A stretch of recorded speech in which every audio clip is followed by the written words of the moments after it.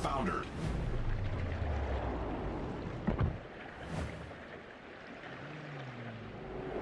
Hey team, it's Ripper here. Hope you guys are doing great. Got a really fun video of the Holland, and just look at that beautiful artwork. I always enjoy watching the first few minutes of sailing, destroyers, battleships, whatever, cruisers, going through the beautiful, wonderful maps of World of Warships. I think they do a great job. Awesome art department. Again, before we begin, like, subscribe, bell button below if you like what we're doing here to support the channel, growing it. Can't appreciate it enough. Thank you for all the support and comments. And we're on our way to 600 subscribers, on our way really soon. So thank you guys enough, and let's get to it. So Holland. The Holland was once, I thought, a torpedo destroyer, but actually I really enjoy the gunboat. So if you notice the build at the beginning of the video, again, a lot of you guys have said I don't have the builds. I post the videos at the beginning at the video, and it'll let you see what the kind of build is and the tactics we use to start before the battle begins. So again, this is a full gun build boat. For the Holland, it goes out to, if you notice, I got it built out to the max gun range you can get. Torpedoes are kind of like a second thought. They're already strong as it is in a sense. They're weak hitting, but they do their thing, good speed. Don't need to build more for them, in my opinion. But the gunboat is what you're seeing right here, is the bread and butter, I think, of the kind of European style destroyers line. I mean, they only got 2 sets of guns, but the reload, look at that, I got it down to 1.4. Second reload with adrenaline rush kicking in, 1.3. And this is exactly where it shines. They start fires really well. They got a good reload rate. They're accurate at good close range engagements with a destroyer. I mean, essentially these are, you know, gunboat destroyers that remove destroyers off the battlefield. And the torpedoes are kind of like an icing on the cake, if you will. Yes, the European torpedoes are weak in the sense they don't really pack that much of a punch compared to a Shimakaze or a, you know, Hayate, or even the Gearings out there. But what they do provide is they're quick reload and they're really fast, and that's all I really care about. You notice I can wipe out destroyers, especially with these torpedoes. If you just shoot them in like a little burst mode and get them all close to each other. If these torpedoes hit a destroyer head on, I mean, you are literally going to take out a destroyer, if not take their health down really significantly. So you notice, look at that, we're already reloaded, done, already firing a second set.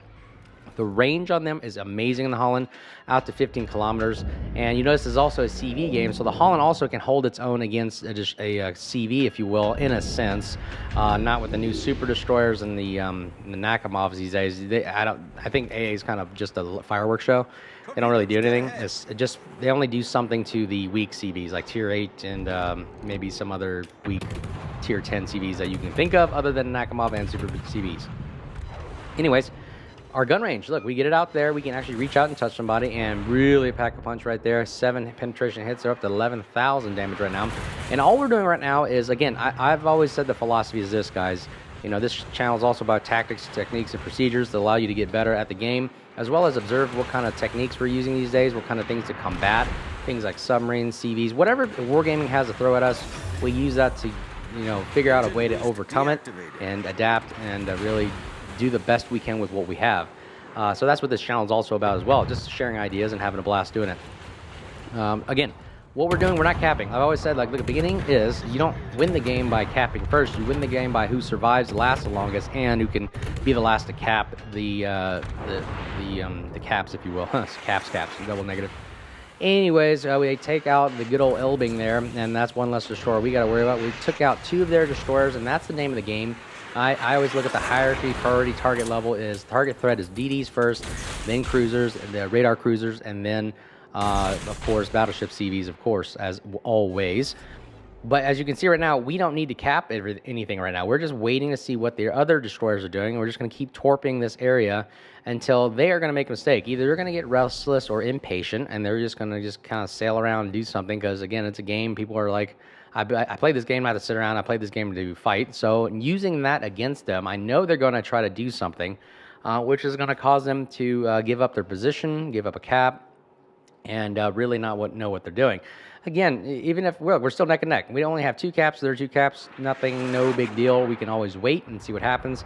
So what we're going to do is continuously orbit around here and wait until I get our team back organized here. It was only me, another Haragumo, and a Smolensk. So we're only us 3 ships over here holding off God knows what over here at Alpha. But we're going to keep holding until we find an opportunity to push in, which I believe is, right now. And there's our opportunity. Z52 makes a mistake. Who is low health? Why would you be pushing in? I don't know. We're going to take this time to really just fire in the blind.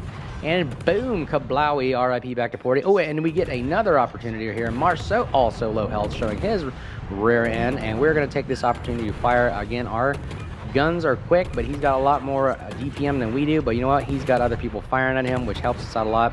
Marceau is a deadly contender to play with. I love playing the Marceau, really awesome destroyer. And boom, he's done.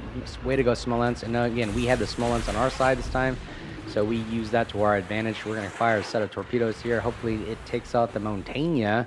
I don't know the Montana is going to be coming this way, so I just fire preemptively.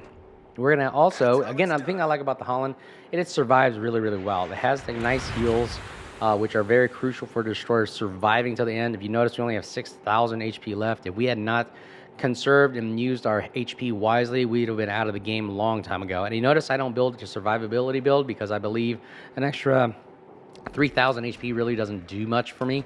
As I would say, gun reload, concealment, as well as adrenaline rush, and perhaps either extra heals or gun range. So since I had to build gun range, I had to sacrifice one of those factors, either the extra heals or the actual survivability of the destroyer. I had to sacrifice both of those in order to get longer gun range. And I think longer gun range helps out in the end because, like I said, you're going to see in the video, I really use the guns to the max extent possible and to its full potential. Capping Alpha right now, and that's exactly what we talked about. Like 2 destroyers down. Now all 4 of the destroyers are gone because they all made mistakes. They all basically were greedy, impatient, and we just kind of had, you know, time in our favor, and we were just patient about it. They made mistakes. They were low HP. They had no reason to be in the cap, and they could have just pushed out and waited for us to try to cap and us to make mistakes. Now you notice their teams are low HP as well. This almost seems like be the trend these days. Steamrolling. Ooh, Hakuru takes out the Burgonia. He is down. Now we have 3 caps, and we have basically taken advantage over the game. Yamato goes down by the Kremlin, and I believe that entire team is just dying left and right in the next minute or so. It's pretty crazy. Another little peeve I want to just get off my chest is lately I've been playing World of Warships, and I've noticed that the teams these days are either one, awful, or there is no teamwork at all, which I'm trying to promote, but unfortunately, the way the world works, you can't control people do, but all you can do is do what you can, lead by example, and encourage others to do the same. And I've just noticed that people just do not know, either 1, know how to play the game, or 2, don't want to help each other out. I don't know how people get through life without working together, using teamwork. It's so weird. But I notice a lot of these days, people do not work together. I feel like you really have to, if you play this game, have to carry the game a lot of times. And that's not something I want to do. I want to actually work together with another destroyer, or work together with a cruiser, and really use those, you know, communication skills and use those teamwork skills, using 2 different types of ships and use their firepower to bear on somebody to really make an outcome of the game. And again, that's just an observation I've noticed. I've seen people just either go in different directions, hang on the back, don't come in to help you, don't spot, yelling at you for not spotting. I mean, a lot of things that I just don't understand why the world is the way it is in this game about teamwork. I always thought teamwork what makes the dream work. But again, I'm just preaching the choir. You guys know you guys want more teamwork. And something else I was mentioned earlier in the chats and everything, I've noticed that people are talking that there potentially are more bots these days. I think they're saying this is a conspiracy theory probably, but they're saying that Wargaming actually puts in the bots themselves to you know, play the game, because I think Flamu did a video where he's analyzing, you know, these players' names and statistics, and it seems like a lot of times they're only playing one ship really, really well, but they play over 1,000 or 2,000 games, which is a lot of games, and they're using these other ships and they're not getting much damage output. So it seems like they're just kind of in going into the game just to get in the game, either 1, to accumulate time, XP, free XP, whatever, and not having to play the game, which is like an automatic counter. And we get a good shot here on the GK, and kablowie, he goes down. RAP back to 40 with the torps on the Halland. Did I tell you the Halland torpedoes are awesome? They got range. Pretty awesome, right? Ooh, Hakuru showed up on our radar here, and we are going to go ahead and use our sneaky abilities as well as our guns to go ahead and take him out. Another good thing about the Halland, the concealment is great down to 6.0, which is a very good spot to be in for a destroyer. I think 6.0 is a good sweet spot. It's in between the 6.5 destroyers and the 5.8 destroyers, so it's right in the middle. Very good balance. We fire a good set of rack of torpedoes at the Hakuru for backup purpose in case our guns don't work. So we're going to go open up right now. Fearless Brawler active right there. As you can see, we can get the gun reload down to 1.12-ish or 1.1 reload. Really awesome right there. Look at this. This firepower is awesome on the Halland, as well as, look at that, our AA is kicking in. Finally, our AA actually works for once. Oh my goodness. I was like getting worried there. The AA is awesome. It can hold its own. We can take down any air threats. We are a flying Iron Dome, or sailing Iron Dome, that is, and we're having a blast. We just take out the third kill of the day. And we are now moving in to try to take out the rest of the enemy team. But as you can see, the Halland, really, really great destroyer. I think it's one of the best gunboat destroyers out there, best torpedo boat destroyers out there, best AA destroyer. It's the jack of all trades, I call it. I thought the gearing was the jack of all trades, but honestly, I think the Halland is right now. Fast reloading torpedoes, really fast, good range. You got fast firing 2-gun turrets here, 1.3-ish second reloads it's starting off at. You've got heals, you've got a speed boost, you got the defensive AA if you need it because it's already good as it is. You've also got an HP pool that's fairly, average for a destroyer, but if you build a survivability, it'll be a little bit better.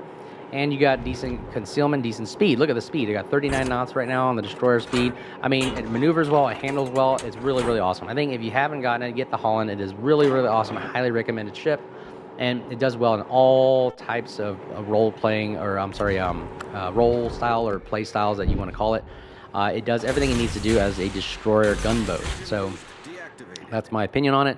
Let me know what you think below. But anyways, the game is almost done here, but we are going to try to secure our 4th kill. Actually close. I've seen the games thrown like this before.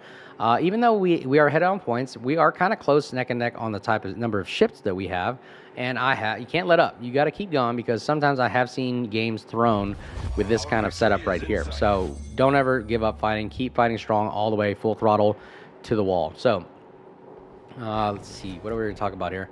Again, going back on my soapbox about teamwork gameplay. Yeah, I've just noticed there's either a lot of bots in the game, and again, I guess that's the Wargaming's way of adding more players into the playstyle, or I don't know what it is, or maybe these people know how to hack and do these for extra XP. I don't know. I'm not a hacker or know how to do any of those things. I just like playing the game, and it's really interesting to do videos and talk about the tactics and procedures about it. But hey, you know what? If they're bots, guess what? They're easy to kill for me. I don't see a big deal on it. But I do see the teamwork is lacking because of that. If they truly are bots, then the teamwork sucks because of it, and I wish they wouldn't do that. And as well, I wish there was more communication, as well as people playing for realsies. Again, I don't know who these players are. They could be, a 12-year-old in Berlin, or it could be some other, a 70 or a 90-year-old in Arizona. Who knows? I don't know who these people are. I just know that there's lacking of teamwork. It's just no communication.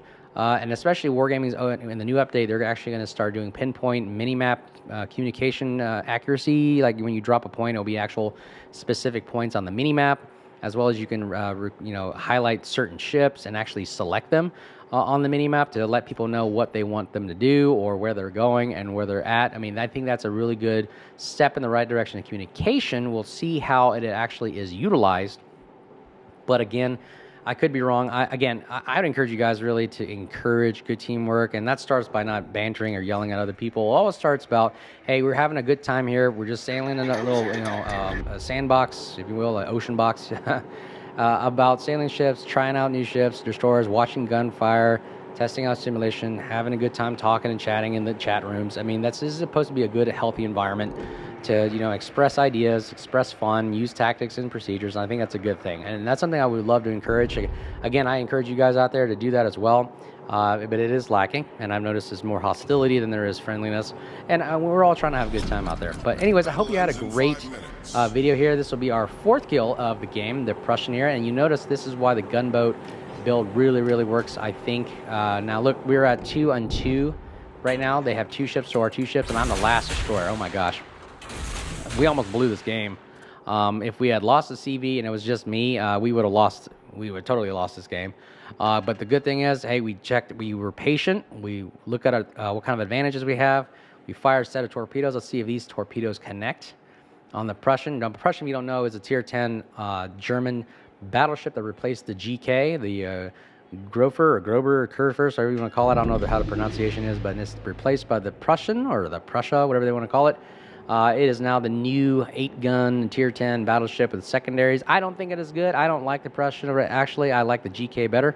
12 guns seems a lot better than 8, but my favorite secondary build is for the Schlieffen. I still think the Schlieffen is the best secondary ship out there. And if you notice, we're looking at his guns are facing away from us, so this is a good time to open up on the gunboat action right here, and look at the radar reload right there. And okay, he's turning. This is probably bad. He is now turning towards us. Probably my mistake right there. I should have kept going to the right, so his guns were always facing to the left, so he would have to turn more. But you know what? Game's almost over. We can knock down his 38,000 HP, and boom! RIP. Back to Porty. Hope you guys like the videos. Ripper here. Hope you're doing well. Like, subscribe, bell button below. Again, thanks for watching, all the support. And we're on our way to 600 subscribers. We can't thank you guys enough. And until then, you guys stay safe, and we'll see you guys next time. Cheers.